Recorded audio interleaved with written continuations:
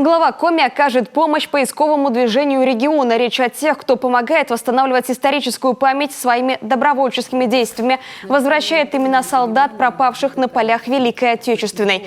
Как сегодня объявлено на совещании по подготовке к 75-летию Победы, мы первый и пока единственный в России регион, жители которого установили памятник военнопленным в Германии.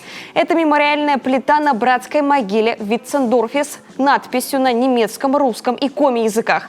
Там похоронено около 100 уроженцев Коми.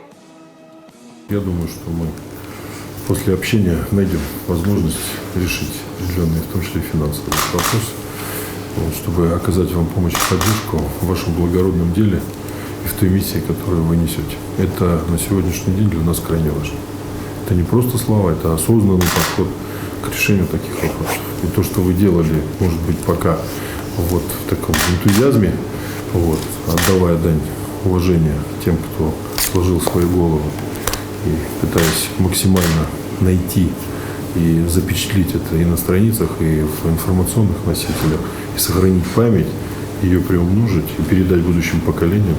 Я считаю, это символично, тем более сегодня год 75-летия Победы, уже пора выходить, так сказать, в свет и уже более широко заниматься той деятельностью, которой вы занимаетесь, ну и передавать опыт. Группа поисковиков совершенно разных профессий, которые в республике профессионально занимаются восстановлением истории судеб солдат Великой Отечественной, главе Коми впервые представил сенатор от Коми Валерий Марков. Среди них журналист и краевед Анна Севкова, сотрудник Национального архива Леонид Козюров, психолог Наталья Петюлина и бывший глава поселения Мутный Материк Виталий Трошев. Я уже достаточно давно хотел, чтобы, в принципе, они как бы вышли из тени.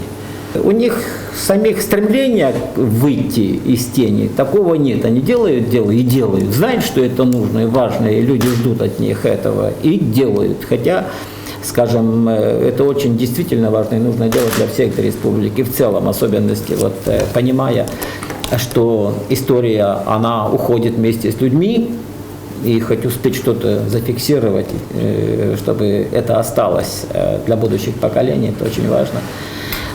И люди, которые начинали, Виталий Степанович, например, с краю сидит, я вам говорил, что, будучи главой поселения, после того, как вышел на пенсию, решил, скажем так, попытаться найти хоть кого-нибудь из пропавших без вести, и нашел всех из своего поселения.